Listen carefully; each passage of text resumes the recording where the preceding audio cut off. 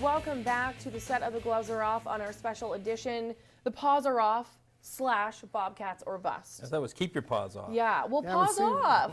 Paws off the Bobcats. That's right. Hear that All voice? right. Paws off. I want to talk about something that's going to be very important going forward with this new model for the team. And we want to stress this to people out there because we really haven't had a chance to talk about it too much in the frame of the media. I want to clear up the difference between sponsorship and ownership, because I think the concern is that there are some businesses and maybe some sponsors out there who are going to possibly translate their sponsorship dollars into ownership shares. So let's stress the difference and what it's going to mean to this team if sponsorship suffers because of this new ownership model. So can we explain the difference between what a sponsor is going to receive and what an owner is going to receive? Well, it'd be a catastrophe if we just took out of this pocket and put in this pocket. Right. And we would rob the cash flow in the current year. So the money it takes to operate the team, to feed them, to house them, to move them, to pay the staff, to do all the things that we do to run the hockey team, you take that money and you put it over here to acquire the team from a capital purchase perspective,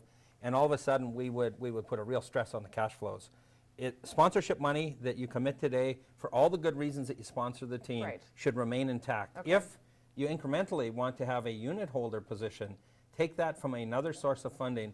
Don't take it from your annual sponsorship monies, or next year will be very narrow. How narrow would it be for you? I mean, what are we talking about for sponsorship? I mean, give us an example of maybe a day-to-day thing that your players, or whether it's equipment or uniforms, how crucial is a sponsorship? I mean, you look at the sponsorship in a year with sticks, gloves, hockey, helmets, all the stuff there, you can get $70,000, $80,000 easily. Wow. That's, 2 years ago we were at 80,000, I think it was, for all of that.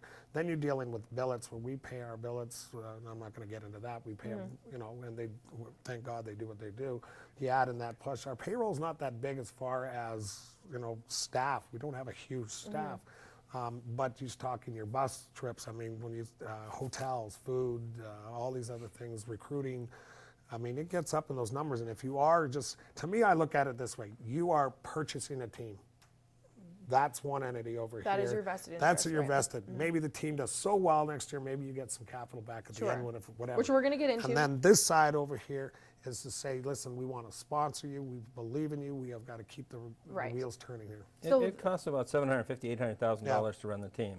If you take $250 season tickets, if you took 800 people in those seats, you're still only talking about a couple $100,000. Right. So somewhere between that $200,000 and the $750,000 that it costs to run the team has to come from somewhere else. Right. So it comes from events, it comes from sportsman's dinners, but a good chunk of that has to come from the sponsorship from the corporate community. And we do want to make that clear. We don't want to discourage or waver the corporate community away from sponsoring the team, while at the same time encouraging members of the community to step up, invest in the Well, I like to encourage them this way, though, Carly. I'm saying, you know what, and I'll be bluntly honest. Last year when I first came here, I wouldn't pay to watch our team play. I hate to say that. I mean, I wouldn't spend $10 to go watch it. I hate to say that. But I was, that's another story.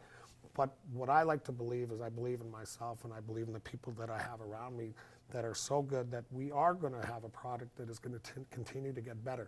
And I hope people want to see that product get better, and we need the help from this group in certain areas that I'm not good at. In the marketing area, I can be a lot. If somebody wants to get me a great marketer here. No, well, I'm glad that you brought that up, because we have to take a break right now, but when we return, we're going to get into this new team and the new plan. Well, we will get to hear about a lot of the changes that are potentially going to be implemented if this community initiative pays off. So stay tuned, that's coming up on The Gloves Are Off.